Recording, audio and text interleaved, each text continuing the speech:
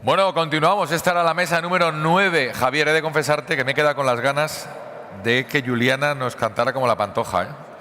Lo que pasa que no la he querido meter yo en ese brete porque era un poco marrón, la verdad, cosas como son. Vamos a la mesa número 10, última de la primera jornada de este 10º aniversario del Open de Arbitraje, de este Open Fest. Después tendremos una fantástica actuación de cierre musical que no os debéis perder. Pero la mesa número 10, que es la que nos ocupa, es el arbitraje en el derecho de la Unión Europea. ¿Qué pasa en la Unión Europea? ¿Estamos desafinando o todos vamos al mismo compás? Una mesa que va a moderar Ignacio Díaz, socio litigation y arbitraje de Clifford Chance, que es precisamente la firma que nos ofrece la siguiente mesa, Clifford Chance.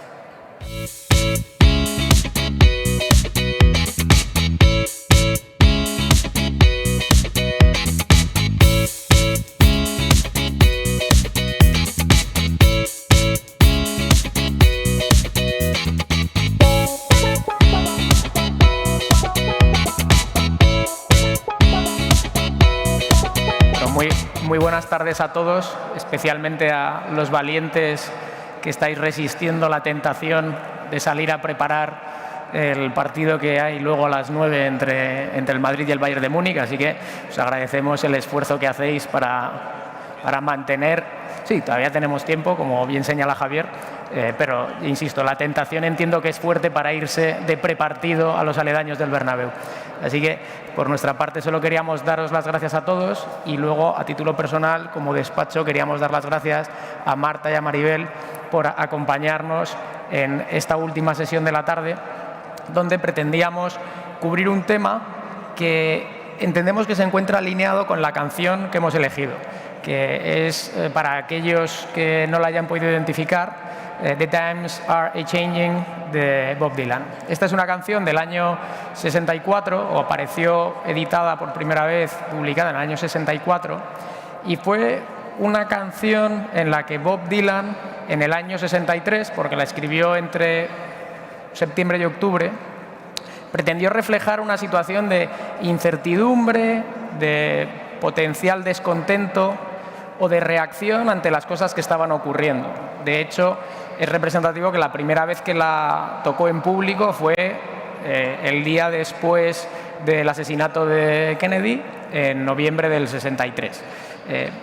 Aquí no vamos a hablar de cosas tan graves como aquí no se ha matado a nadie, pero sí que creíamos que era una canción que venía muy a cuento para reflejar las consecuencias que puede tener una sentencia que, en nuestra opinión, no ha causado tanto revuelo como otras que ha venido dictando el Tribunal de Justicia de la Unión Europea, pero que puede tener, y por eso lo dejamos en un enunciamiento únicamente potencial, puede tener un alcance, un efecto que creemos que a lo mejor no se ha analizado del todo. Y para poder analizar ese efecto potencial es por lo que queremos compartir con todos los presentes pues las opiniones de Marta, de Maribel y de Fernando. En este caso, yo creo que ninguno de ellos requiere presentación porque todos conocéis sobradamente su trayectoria en el mundo del arbitraje.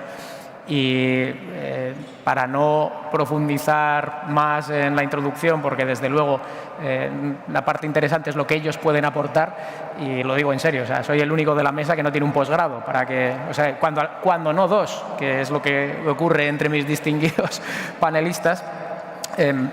Yo les voy a pasar directamente a ellos la palabra para que puedan exponernos el alcance y las consecuencias que ellos intuyen que puede tener esta sentencia. Esta sentencia es la de 21 de diciembre del año pasado, de 2023, que dictó el Tribunal de Justicia de la Unión Europea en el caso de International Skating Union. Era el conocido como tema de los patinadores y que sirvió también de base, y por eso es fantástico poder contar con la opinión de Fernando, sirvió de base el caso anterior que había resuelto previamente el Tribunal General para la demanda que en su momento Clifford Chance preparó bajo el liderazgo de Fernando en el tema de la Superliga, de la que no vamos a hablar porque no tiene nada que ver con el arbitraje, pero que se encontraba de algún modo relacionada porque trataba temas semejantes en cuanto a cómo afectaba cierta reglamentación de instituciones o federaciones deportivas que incluían ciertas condiciones de obligado cumplimiento para los deportistas, y que en el caso de la sentencia ISU es relevante porque se refiere refiere al mecanismo de resolución de disputas que se preveía para los patinadores, que era el obligado sometimiento al TAS. Entonces, sin más anticipo, no sé, Fernando, si nos quieres facilitar un breve resumen de los aspectos de la sentencia ISU que tú consideras son los más trascendentes o que más impacto pueden tener en el mundo del arbitraje. Bueno, muchas gracias, Nacho, y muchas gracias a todos los que todavía os mantenéis en el terreno de juego. No lo hemos hecho a propósito, pero nos ha salido redondo hablar de deporte o de una sentencia relacionada con el arbitraje deportivo justo el día que hay un partido de Champions. En esto de la Unión Europea y el arbitraje, soy consciente de que, como en el partido que sigue a continuación, hay madridistas y antimadridistas. Pero bueno, me toca la parte más descriptiva y no intentaré entrar en polémicas ideológicas y filosóficas sobre el arbitraje y la Unión Europea, sino contaros un poco la sentencia del asunto ISU y qué trascendencia puede tener para todo tipo de arbitraje, si es que la tiene. Yo voy a hacer además una cosa al exponer esta rápida descripción, que es, siguiendo la práctica que al menos tenía el actual comisario de Exteriores, el señor Borrell, cuando era secretario de Estado y ministro en España, obligaba en los informes al servicio jurídico a que se ponían primero las conclusiones y luego el razonamiento, porque él solo se leía las conclusiones. Pues yo voy a hacer un poco lo mismo, voy a empezar anticipándome con las conclusiones. Desde mi punto de vista, a efectos del arbitraje en general, yo creo que los mensajes claves que deberíamos retener son: uno, no hay ningún motivo para escandalizarse o alarmarse, nadie debería pensar que el arbitraje en la Unión Europea corre peligro, y dos, si acaso, a lo mejor lo que tendríamos que plantearnos, estando en este foro en concreto, que es un foro radicado en Madrid, pero abierto a toda Latinoamérica y al resto de Europa, a lo mejor lo que deberíamos de ver es esta sentencia como una oportunidad para potenciar el negocio del arbitraje en España, o al menos de España como sede del arbitraje. ¿Por qué digo esto? Porque, como vais a ver, la sentencia establece algunos principios que sí pueden ser aplicables a otro tipo de controversias y no solo las deportivas. Los antecedentes del caso, como ha dicho Nacho, son un tanto peculiares. La Comisión Europea había adoptado una decisión, la Dirección General de Competencia, por la cual había concluido que las reglas que aplica la Federación Internacional de Patinadores, igual que casi todas las federaciones deportivas, a la hora de autorizar nuevas competiciones o que organizaran otros distintos de la Federación competiciones, eran contrarias al derecho de la competencia. Ni había unos criterios para autorizar, ni había un procedimiento de autorización. Pero la Comisión, a diferencia de, supuesto, la Superliga, donde no había ocasión de suscitar esto, la Comisión dijo: además hay un tercer factor anticompetitivo, y es que usted somete, la Federación somete al arbitraje obligatorio a todo aquel, sea deportista u organizador, que quiera realizar una actividad en el ámbito de las competiciones de patinadores. El Tribunal General, cuando revisa la decisión de la Comisión, la confirma, pero deja de lado el tema del arbitraje. Considera que no es un elemento que añada nada al carácter anticompetitivo de la conducta de la Federación. Recurre en casación la Federación y el Tribunal de la Unión, en casación, resuelve el recurso al que se han adherido los patinadores que denunciaron a la Federación para poder suscitar el tema del arbitraje. Bueno, la sentencia, y aquí la primera conclusión, es muy cauta a la hora de decir lo que estoy diciendo en mi sentencia tiene aplicación en un espacio concreto. Lo dice además de forma expresa. Dice: oiga, lo que yo voy a decir aquí se refiere exclusivamente a las normas de este litigio y al territorio de la Unión. No tiene nada que ver con cuestiones que se hagan fuera de la Unión ni con cuestiones de otro tipo de arbitraje. Y la segunda precisión que hace el Tribunal, y esto es importante a efectos del arbitraje en general, es decir, el Tribunal dice expresamente las partes son libres de someterse al arbitraje. Yo no estoy diciendo nada en esta sentencia que impida a las partes libremente someterse a arbitraje. Lo único sobre lo que yo me voy a pronunciar es sobre el alcance que tiene que tener la revisión de los laudos en determinados supuestos en el territorio de la Unión Europea. Y aquí es donde está, digamos, la madre del cordero o lo que puede afectar algo más al arbitraje. La sentencia también afirma, y esto conviene aclarárselo a todo el mundo, porque yo escucho cosas que yo no leo en la sentencia, esto suele ser habitual, porque todos leemos las sentencias como las leemos. Pero la sentencia expresamente dice que no tiene nada ni contra el arbitraje y ahora en positivo dice, en lo único que me voy a pronunciar es sobre el alcance que tiene que tener la revisión de los laudos. Y admito como posible que la revisión judicial de los laudos en sede de anulación o en sede de ejecución sea limitada. Lo dice de forma expresa la sentencia. Es perfectamente compatible con el derecho de la Unión Europea un control limitado en anulación o en ejecución. ¿Qué es lo único que puede causar algún estropicio en el mundo del arbitraje? Lo que dice es, cuidado, si aquí, como en este caso concreto, hay que pronunciarse sobre el artículo 101 y 102 del Tratado de Funcionamiento de la Unión Europea, que son normas de derecho de la competencia básicas, de orden público y de efecto directo sobre los particulares, cuando se pronuncie alguien en sede de anulación o en sede de ejecución, tiene que poder analizar estos artículos y plantearme una cuestión prejudicial. Y esto es incompatible con que el Tribunal Arbitral del Deporte esté fallando con sede, porque lo han decidido así, en Suiza. Porque el Tribunal Federal Suizo, que es el que va a revisar el laudo, nunca va a poder plantearme una cuestión prejudicial. Moraleja, si en un arbitraje las partes consideran que puede haber un problema de ejecución como consecuencia de la aplicación del 101 y 102 del tratado, pues a lo mejor lo que tienen que ponerse de acuerdo es en que la sede del arbitraje esté dentro de la Unión Europea. Pero este es el limitado efecto más allá del arbitraje deportivo que podría tener esta sentencia. No me extiendo más para que podamos dialogar entre todos. Y hay un concepto que la sentencia utiliza, que yo creo que lo has mencionado, Fernando, sobre esa necesidad de control judicial efectivo, ¿no? Dentro de esto último mencionabas. ¿Sobre qué materias recae? Tú dices que es el derecho de la competencia, pero para poder profundizar un poco, ¿tú intuyes que puede haber alguna otra materia que realmente exceda de las cuestiones que afectan al 101 y al 102? A ver, yo creo que el alcance del control judicial efectivo va más allá del derecho a la competencia, esto no lo puede negar nadie, pero ese control judicial efectivo al que se está refiriendo, al menos hoy, el Tribunal de Justicia se refiere a las cuestiones de orden público. ¿Qué son cuestiones de orden público en el derecho de la Unión Europea? No todo es no todo es cuestión de orden público.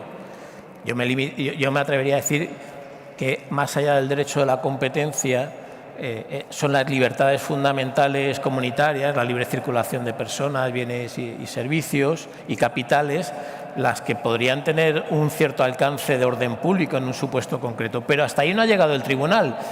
El Tribunal no ha dicho más allá que lo que ha dicho y tenemos todos la tendencia de olvidar que el Tribunal de Justicia resuelve casos concretos, aunque sea un tribunal cuasi constitucional, resuelve casos concretos. Y lo que ha venido a decir en este caso concreto es, oye, aquí hay unos señores que si se les ocurre competir en un torneo de patinaje organizado por alguien que no ha autorizado la federación, al único sitio donde pueden ir es a Suiza y no van a poder ejercer su profesión en el ámbito de la Unión Europea. Yo creo que más allá de eso no ha ido. Pues, siguiendo con esta línea del posible alcance que Fernando entiende que tiene, en tu opinión, Marta, y nuevamente quiero señalar que es tu opinión profesional. Entiendo que no vienes aquí a hablar como institución, por más que todos sabemos de tu condición de secretaria general de CIAMCIAR, pero en tu opinión y por tu conocimiento privilegiado del funcionamiento de las Cortes, ¿crees que esta sentencia supone algún tipo de alarma, de alerta, de oportunidad. ¿Cómo ha sido vista por las Cortes?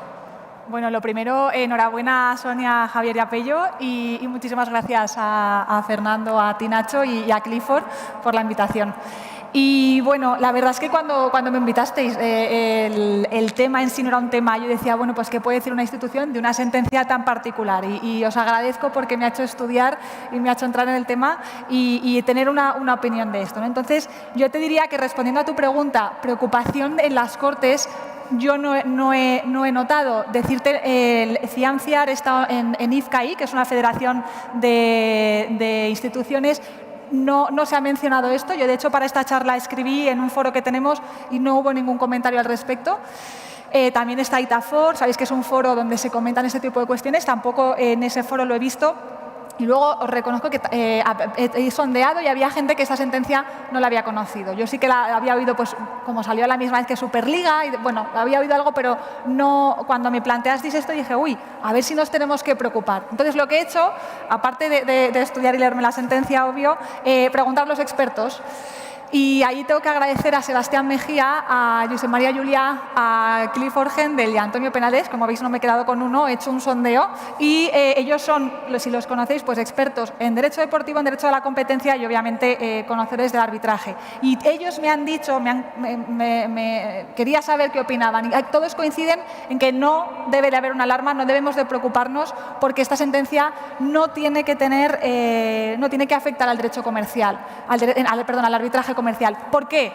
Pues porque es un caso muy particular, y es muy particular del TAS y muy particular del proceso de apelaciones del TAS. Y se dan tres circunstancias, diría yo. La primera es que es un derecho relacionado, es un caso relacionado con un derecho de defensa de la competencia en el ámbito deportivo, que tiene un punto de servicio público y que además será una posición dominante de las federaciones versus los miembros, las federaciones FIFA, ISU, versus los atletas. Entonces, eso por un lado. Por otro lado, sería un arbitraje forzoso. Este arbitraje tan específico es un arbitraje en el que la ISU, o sea, la federación, pone los estatutos que los deportistas tienen que ir a ese arbitraje del TAS, y luego en la propia regulación del TAS se establece que si hay un problema y se tiene que ir a una revisión, entonces pues es el Tribunal Federal Deportivo suizo, que obviamente sabemos no es Estado miembro y por lo tanto no tiene la posibilidad de que un órgano jurisdiccional haga una cuestión prejudicial. Entonces eso hace que la sede también sea una sede que no se puede elegir. Entonces, en resumen, esto no debería de afectar al arbitraje comercial común, que es lo que lleva CIAMCIAR, que es lo que llevan otras instituciones comerciales en las que se puede elegir sede, en las que nunca va a ser forzoso. Y además, lo decía Fernando ahora, yo creo que estaría bien, y lo comentábamos en la charla, estaría muy bien saber qué es el orden público comunitario, pero no tiene una trascendencia práctica, al menos en el arbitraje comercial. Para mí el resumen, y al leer la sentencia, creo que EcoSuisse establece claramente la arbitrabilidad de cuestiones de derecho europeo en el arbitraje comercial. Luego viene ACMEA, que con esa excepción que hace del derecho comercial lo deja más claro. Y para mí el problema era decir, oye, esta sentencia está reduciendo esa excepción, está diciendo que el arbitraje comercial ahora damos un pasito más y hay más limitación. No, para mí precisamente esa sentencia lo que hace es que de esa excepción lo saca este caso. Y entonces dice, es que esto está el arbitraje de inversiones, está este arbitraje en particular de derecho deportivo, pero ni siquiera de este específico caso concreto, y entonces eso no tiene nada que ver con la excepción que ya declara ACMEA. Por lo tanto, refuerza que el arbitraje comercial no se tiene que ver afectado. Hablando de instituciones, creo que quizá, y por lo que he leído en algún artículo, quizás el TAS sí que tiene que estar algo preocupado.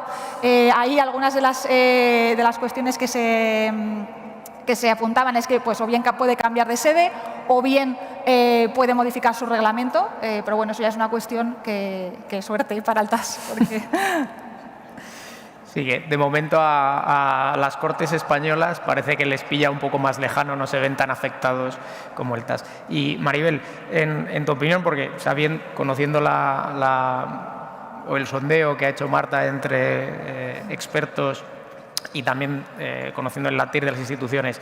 En tu experiencia, tú que tienes una amplísima experiencia en la práctica privada, que has estado en el lado de los despachos y que ahora pues tienes la condición, como decimos comúnmente, ¿no?, como de cliente, ¿no?, desde el punto de vista de los operadores reales, porque quienes realmente movéis el arbitraje sois los usuarios, las compañías, más que los que nos dedicamos a daros servicios.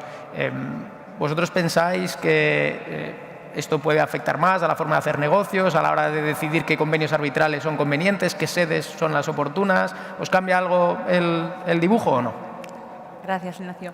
Pues, bueno, en primer lugar, muchas gracias por la invitación a Clifford Chance y al Open, y enhorabuena porque cada año os superáis y bueno, pues con gran visión organizáis un evento que, bueno, pues que nos reúne a muchos y que nos permite indagar y mejorar en lo que es la práctica del arbitraje. Dicho, más allá del agradecimiento, mira, yo lo que he podido ver, Nacho, es que quizás desde el área, ¿no?, más de infraestructuras, ingeniería, cultura y organización de eventos, que son los core de la praxis, ¿no?, y del ámbito de Acciona, pero contrastándolo también con otros compañeros in-house orientados a litigio y arbitraje, la verdad que casi no les había llegado eco de esta sentencia. Y una vez leída, yo me reitero un poco en los comentarios que se han hecho, pero sobre todo en las particularidades de la misma y por qué no veo una extrapolación. Para empezar, en esta sentencia, digamos, ya había encontrado la Comisión que había unas restricciones por el objeto, o sea, ni siquiera ya por su efecto, o sea, se daba por hecho que por el objeto ya había unas restricciones. Entonces, en ese sentido, la Comisión había dado había dentro de sus orientaciones, ¿no?, bueno, dentro de su decisión, había indicado que, bueno, pues que una forma de poner fin a esa infracción del derecho de la competencia, restricción por objeto, que es de las más graves que hay, a esa institución que ejerce una posición de cuasi de dominio, digo porque todo esto colorea la sentencia, decía que, bueno, pues que buscase un mecanismo de revisión, ¿no?, que fuera un poco distinto, orientándolo quizás a poner una sede en un lugar en el que sí pudiera haber una revisión del derecho de la competencia, que se entiende pues una materia, o de esos dos artículos, el 101 y el 102, se consideran el core, por así decirlo, del derecho de la competencia. Entonces, en primer lugar, muy acotada, muy particular, relativa, o sea, en ese caso, la sentencia. Y por eso es por lo que no veo una extrapolación y no veo que el mundo de los usuarios y de las empresas nos vaya a afectar tanto en nuestra estrategia, digamos, a la hora de elegir foros, etcétera. ¿Y por qué? Porque, en el fondo, esta sentencia era un caso especial, pero sus premisas básicas ya venían de EcoSuisse y venían de alguna otra sentencia en la cual, por ejemplo, el derecho de protección de consumidores se había entendido también como una materia, en algunos puntos, por ejemplo, la imposición de una cláusula arbitral en unas condiciones de adhesión, en unas circunstancias casi abusivas, pues también se habían considerado, la sentencia Mostaza, claro, creo que era, que esto podía ser contrario al orden público de la Unión Europea, ¿no? Entonces, a mí lo que subyace de esta sentencia, la reflexión que me genera es que tenemos que seguir teniendo en cuenta que materias muy fundamentales de orden público de la Unión Europea, si pueden estar presentes en lo que tú vislumbras cuando estás negociando el contrato, que pueden ser disputas que vayan a tener ese trasfondo, por ejemplo, se me ocurre, contratos en los que los pactos de no competencia y pactos de no competencia que sean una parte, bueno, pues una obligación pues importante, ¿no? O contratos entre empresas que operen en un nicho de mercado pues bastante pequeños, contratos de colaboración, por ejemplo, para sacar una nueva línea, un nuevo negocio, ¿no?, entre empresas que operan en un nicho muy pequeño, pues a lo mejor, digamos, tiene un poco más de efecto en la estrategia empresarial de esas empresas. Pero yo creo que en general no veo un gran cambio. Las empresas necesitamos la certeza, o sea, operamos por certeza a la hora de elegir las sedes, etcétera. La certeza y la coherencia. Entonces, queremos eliminar los riesgos porque ya están los riesgos comerciales, los geopolíticos, los de negocio, pues ya un riesgo legal. O sea, yo os hablo un poco desde la práctica empresarial, ¿no? Pues ya un riesgo legal, pues es que ya me lo quiero quitar de encima, ¿no? Entonces, en ese sentido, pues, si ves muy claramente que va a haber un ángulo en el contrato, en futuras disputas relativas a ese contrato, que vaya a tener esos tintes de derecho de la competencia, por ejemplo, pues vas a intentar situar la sede del arbitraje en la Unión Europea, pero por una razón, porque tú quieres dotar de certeza al marco que vas a tener para la resolución de la disputa. Por lo menos tener esa certeza, ¿no? Y teniendo en cuenta que lo que se busca es, pues eso, en la práctica comercial privada, esa cierta certeza, y que obviamente en Acciona creo que todavía, salvo que haya un cambio de dirección estratégica cercana, nos vais a dedicar al deporte ¿no? con cierta proximidad. O sea, entiendo que la conclusión, en línea con lo que apuntaba Marta, es que puede haber cierta expectación, pero que esto no ha supuesto un gran cambio en cuanto a la preocupación que genera, si hay que revisar convenios arbitrales, sedes o algo así. No, porque o sea, es que ese análisis ya se venía haciendo, ya se venía haciendo. Quizás una de las cuestiones que así a lo mejor yo creo que, pero no es raíz de esta sentencia, Nacho, el tema es este análisis ya se hacía. Es bueno que traigamos a colación, quizás con excusa de esta sentencia, traigamos a colación la importancia de estratégicamente identificar tu sede en la medida que puedas negociar, que puedas hacerlo valer, poner una sede con la que te sientas cómodo. La Unión Europea, en general, muchos países de la Unión Europea son sedes estupendas, hay en las cuales los jueces y tribunales, hay un sistema judicial robusto, y encima le pones esa capa adicional de la posibilidad de solicitar una cuestión prejudicial al Tribunal Superior de Justicia, etcétera, ¿no? Y o sea, yo lo que aquí sostengo es una calidad en esa revisión. Es decir, vuelvo al tema, si yo tengo un contrato en el que hay un pacto de no competencia y puede que a lo mejor la contraparte no me lo vaya a respetar en algún momento y yo quiero hacer valer, ese pacto de no competencia, o sea, se pueden dar distintas situaciones, pero yo quiero yo quiero que mi laudo pueda ser revisado teniendo en cuenta ese derecho, disposiciones de derecho público, ¿no? Entonces, me parece importante factorizar eso y, en su caso, pues situar el arbitraje en la Unión Europea si eso lo amerita, ¿no? Entonces, en cuanto a una cuestión que sí que uno se puede querer fijar es, bueno, pues voy a intentar elegir para ese tipo de contratos, en el que puede haber estas especialidades, pues quizás quiero ser cuidadoso también en elegir la corte, porque hay algunas cortes que en ausencia de pacto sobre la sede tienen una práctica o una regla escrita, o sea, en su propio reglamento, de que la sede será X, ¿no? Estoy recordando, quizás ha cambiado ya, pero la London Court of International Arbitration tiene una disposición en virtud de la cual, o tenía, si las partes no habían pactado la sede era en Londres. Entonces, pues si yo tengo un contrato en el que hay un trasfondo de derecho de la competencia y yo quiero que se aplique y quiero garantizarme, porque quiero certeza, como empresa quiero certeza, pues hombre, igual me pienso no poner a la London Court si no he sido capaz de pactar la sede. Como a veces no puedes pactar todo porque it takes two to agree, ¿no? Tienes que ponerte de acuerdo con la otra parte y algunas cosas se tiene que dejar así un poquito al aire, pues hay que tener cuidado con estas cosas. Y, Fernando, tras escuchar un poco el latir de los operadores, usuarios últimos del arbitraje, que son básicamente los clientes, los operadores.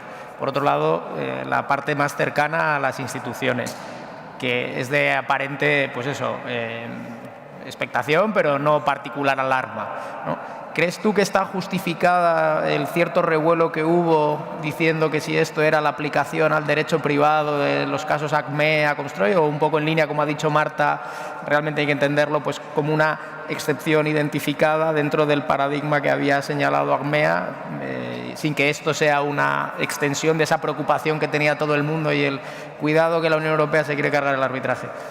No, a ver, yo no utilizaría el término excepción, pero sí coincido en líneas generales en que no hay ningún motivo para generar ni alarmas infundadas ni para pensar que esto es el fin del arbitraje comercial. Yo creo que eso sería una aberración y no está en la mente del tribunal. En este caso concreto hay que tener en cuenta dos cosas que no se dan normalmente en el arbitraje entre empresas. Uno es, normalmente, otra cosa son las federaciones deportivas, pero bueno, eso es otro cuento para otro día. Normalmente una empresa no tiene una facultad de autorizar al resto de las empresas a entrar o no en el mercado. Primera cuestión. Luego aquí hay un mecanismo de autorización que no se da en la relación entre empresas, que es lo que se somete normalmente al arbitraje comercial. Esto es un elemento muy diferenciador que no vamos a encontrar en los litigios entre empresas. ¿Qué empresa tiene la capacidad de autorizar al competidor a que venga a competir a España? Ninguna. Y hay otro elemento diferencial que es también importante considerar. En un arbitraje entre empresas normal, comercial, raramente no va a ser posible el control, aunque sea en vía de ejecución de orden público, porque raramente no vas a tener posibilidades de tener que acudir o vas a tener la obligación de acudir en ejecución a una corte donde esté la empresa, tenga su domicilio, y eso dé pie a un control de ejecución donde se pueda hacer este control de orden público. Eso no se daba nunca en el caso que resuelve la sentencia, porque cuando a ti no te autoriza alguien a competir o cuando alguien te impone una sanción, el perjudicado no puede pedir la ejecución de nada. O sea, no va a ir a pedir la ejecución del laudo a ningún sitio. Y el que podría, el beneficiado, la federación, tampoco necesita ejecutar el laudo a través del auxilio judicial. La federación te impone la sanción y te mata. Ya está. Esa asimetría tan particular no se da en un arbitraje comercial, yo diría que en el 90% de los casos. Eso no excluye, me parece a mí, que haya supuestos, como tú has apuntado, en los que en una relación comercial pueda haber algún componente de derecho a la competencia en un caso concreto, pero va a ser excepcional. Yo, si me permites, Nacho, bueno, la opinión ya la he comentado, pero creo que aquí el Tribunal de Justicia había dos partes privadas y claramente no se ha ido a hablar de... La analogía la he hecho con el derecho de inversiones, quizá por esa relación. Y hay un comentario que sí que hago, es más general, pero yo a veces noto que se habla de arbitraje de inversiones se habla de arbitraje como algo monolítico y no se diferencia entre el arbitraje de inversiones, que tiene unas particularidades y unas necesidades de transparencia, de que afecta pues a las finanzas públicas, en fin, eso es diferente y a veces el no diferenciarlo hace que determinados conceptos muy específicos de arbitraje de inversiones o de un arbitraje concreto en el ámbito del deporte con una posición dominante, que al final no se diferencia y que eso salpique el arbitraje comercial cuando no debería de ser así. Entonces creo que es importante diferenciar eso para que luego en instituciones, lo comentaba en otra mesa, pues que luego, lo comentaba Eduardo Silva Romero, que cuando sales la gente no entiende, y entonces tienes que cuando los tribunales emiten resoluciones y hay que tener esa diferencia bien clara. Y bueno, no sé si siendo necesario entrar en esa labor de adoctrinamiento general para distinguir entre arbitraje de inversiones o arbitraje comercial, pero estando yo creo que todos vosotros estando de acuerdo en que esto es una sentencia que se encuentra bastante acotada para un supuesto muy concreto, que sobre todo debería afectar al TAS como institución en cuanto a la regulación del arbitraje deportivo, pero no siquiera en todas las situaciones, sino en aquellas en las que pues haya reglamentos de federaciones que lo impongan de forma obligatoria, que vayan aparejado como forma de responder ante sanciones y cosas así. Es decir, viéndolo como un ámbito, yo creo que la conclusión es acotado. Pero aún así, ¿crees que puede haber a lo mejor un temor general basado a lo mejor en la ignorancia o, yo qué sé, los sesgos que también existen, que en la medida en la que esta sentencia señala un poco al TAS pueda ser un espaldarazo para otras instituciones? Es decir, ¿le veis alguna oportunidad para ganar mercado, para presentarle cara al TAS a pesar de su larga trayectoria y especialización en ese sector en concreto? O sea, ¿cómo crees que las Cortes pueden adaptarse a los nuevos tiempos que suponen decirle a los señores del TAS oiga, que hay un ámbito en el que no va a poder usted seguir haciendo las cosas como hasta ahora. Bueno, yo creo que un poco en coherencia con lo que he comentado, creo que hablo desde el Cienciar, la oportunidad por esta sentencia no cambia, es decir, la perspectiva es la misma. Sí que desde el Cienciar, en lo que es el ámbito, ya le digo, el ámbito deportivo, sí que de hecho se ha creado un grupo de trabajo. Como sabéis, en Cienciar tenemos grupos de trabajo sectoriales porque si bien es una institución generalista queremos escuchar al sector.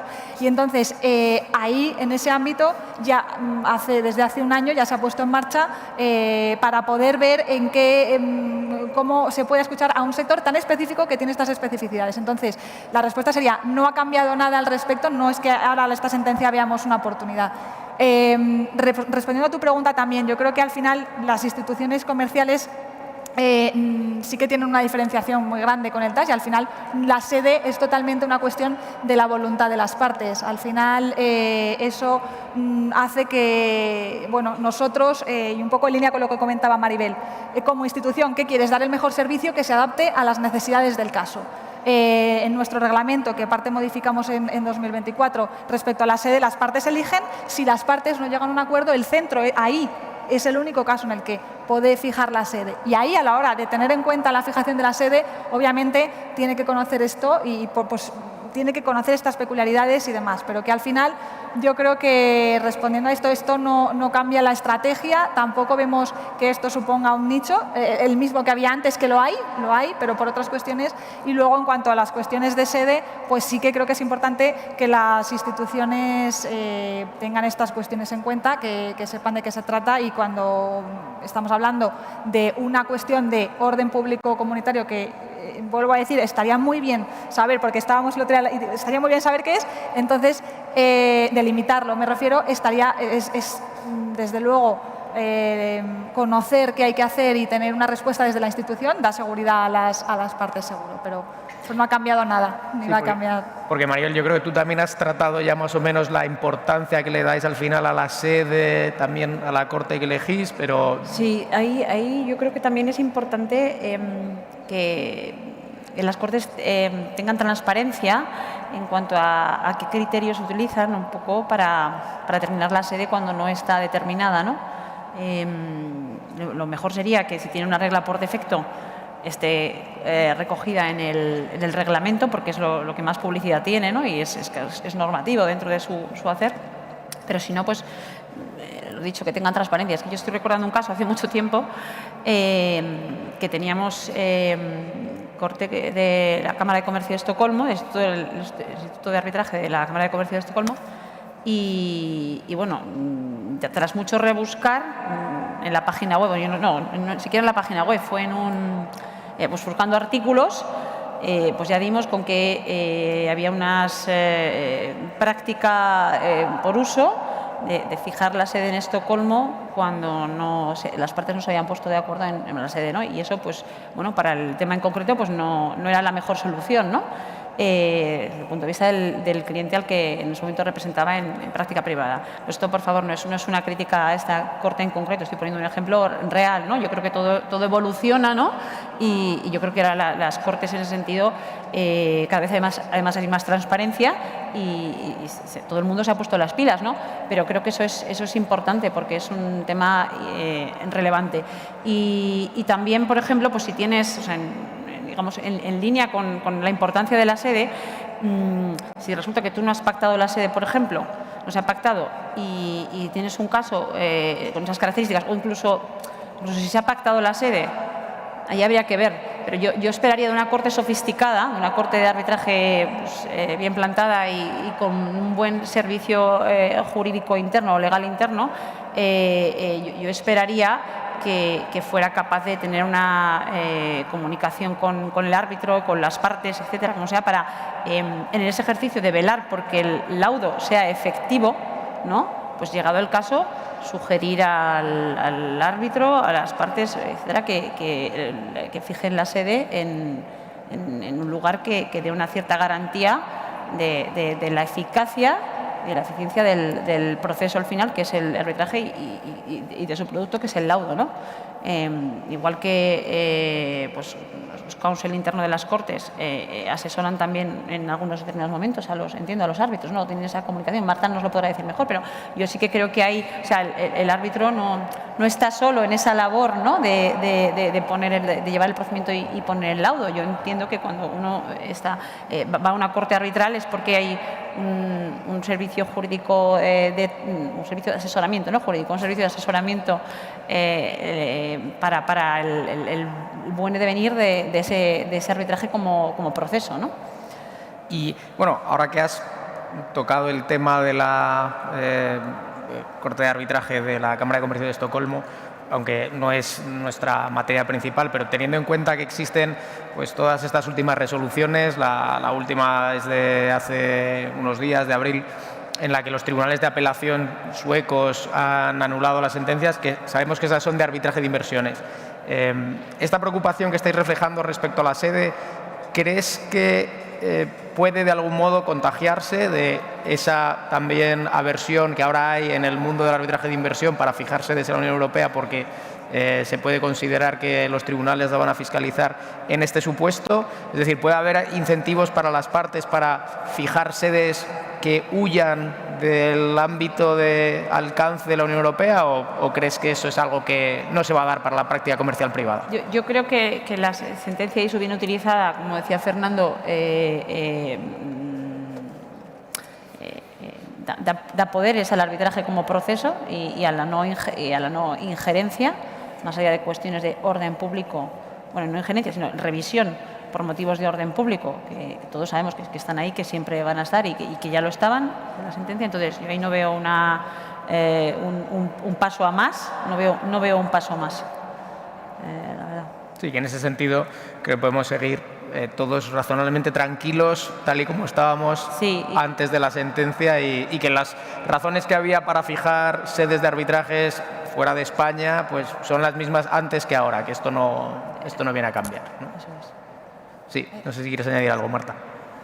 Sí, yo sobre todo lo que querría transmitir es que deberíamos huir de esto tan español, de ser tan críticos, que al final casi estamos tirando la piedra contra nuestro propio tejado.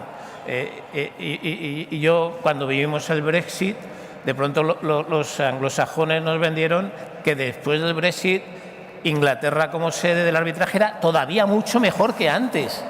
En fin, yo comparo este sentimiento con el que solemos hacer en muchos países, en muchos estados de la Unión Europea, pero particularmente en España, y creo que tenemos que tener mucho cuidado con el mensaje que transmitimos cuando hablamos de las excentricidades de nuestros órganos judiciales, cuando revisan los laudos, o de esta propia sentencia, porque creamos a veces un mensaje que yo creo que no ya es que solo comercialmente sea malo, sino que además yo creo que es inexacto, honestamente. Yo escuchando a Maribel, ¿no? Y cojo la pelota de decir, oye, pues una buena institución solamente debería de también prestar ese asesoramiento. Yo sí que ahí haría la reflexión de que para mí, y sin querer eludir responsabilidades, que estamos muy pendientes de ese tipo de cuestiones, pero sobre todo centradas a cuando no hay, un tema de autonomía de la voluntad. Al final es importante que las partes, para mí el deber es decir, las partes son las que se tienen que pensar, las partes, sus abogados, tienen que pedir a sus abogados que estas cosas las tengan en cuenta, que pongan sedes seguras, que elijan instituciones seguras, y es una exigencia para ello. Al fin y al cabo, la institución está más limitada y, de hecho, en el reglamento nuevo, como comentaba, se ha indicado expresamente que los árbitros no pueden cambiar la sede. Como digo, si las partes no han llegado a un acuerdo, es el centro el que la puede fijar. Pero y ahí siempre la comunicación, la institución siempre está detrás del árbitro apoyando, pues una cuestión sensible. Al final, claro que si las partes piden asesoramiento se le va a dar, pero las partes son las que eligen y es que eso no se puede cambiar. Entonces, para mí el mensaje es a los abogados y las partes, sedes seguras, depende del caso, e instituciones las que confíen. Sí. Puedo entender además el tema de que hayáis introducido esta regla de que no se puede cambiar, que la Corte no puede cambiar la sede que ya haya fijado el árbitro, ¿no? Los árbitros no pueden cambiar la sede. La Corte, si la ha fijado porque las partes no lo han acordado, por causas sobrevenidas y justificadas, la puede cambiar. Entiendo. Pues entiendo que hayáis puesto esa regla, ¿no? Que hayáis introducido esa regla, porque otro de los elementos, ya he pensado también en mi mantra, ¿no? La certeza, ¿no? O sea, porque si ya tengo muchas incertidumbres, pues por lo menos que tenga una certeza, ¿no? Entiendo que sea así o que se haya introducido de forma expresa esa regla, porque eso permite no estar enredados en las multibatallitas de no saber, a fin de cuentas, cuando ya encima se ha empezado el proceso, dónde tienes la sede, ¿no? Y que si anti-shooting injunction por aquí, medida cautelar por allá, petición por aquí, etcétera, y ya una miriada de frentes procesales abiertos y más incertidumbre que bueno, yo creo que las empresas, los CEOs, los ingenieros, etcétera, ya Sí, sobre todo yo creo que esto encaja con tu demanda inicial como usuarios, que era pues esa mayor transparencia dentro de los criterios que puedan emplear las instituciones para la fijación de la sede. Pues el tener ya claro que el reglamento recoge cuáles son los criterios, por lo menos para un potencial cambio, pues siempre desde luego será algo que entiendo que recibiréis bien, ¿no? Tendrá buena acogida. Sí, sí, sí. Pues con esto y dentro del tiempo que teníamos previsto, donde reconozco que soy parte interesada desde que estaba fijado el momento del panel, porque cuando vi cuál era la hora, lo primero que hice fue llamar a Javier y decirle Javier. O sea, podía haber empezado diciendo Javier diciendo Houston, ¿no? Porque efectivamente teníamos un problema. Pero bueno, creo que hemos completado el tiempo. Os quería agradecer a los tres pues todas vuestras valiosas contribuciones, el resumen de la sentencia, la visión acerca de qué requerís los usuarios sobre las sedes, la falta de alarma, cómo las Cortes nos vais a lanzar de modo inmisericordia a tratar de aprovechar lo que pueda quedar del TAS para los demás, y que en el fondo es eso. Esto es una sentencia que incide en crear un ámbito de incertidumbre, pero que no creemos que haya, si os he entendido a todos bien, motivos para la alarma ni para preocuparse por esta sentencia que dictó el Tribunal de Justicia el 21 de diciembre. Y tan solo daros las gracias a vosotros y a todos los presentes, a todos los que habéis llegado hasta aquí, con los que trataremos de amenizaros nuestra salida, creo que con un vídeo del despacho justo antes, para hacer más honrosa nuestra salida del escenario.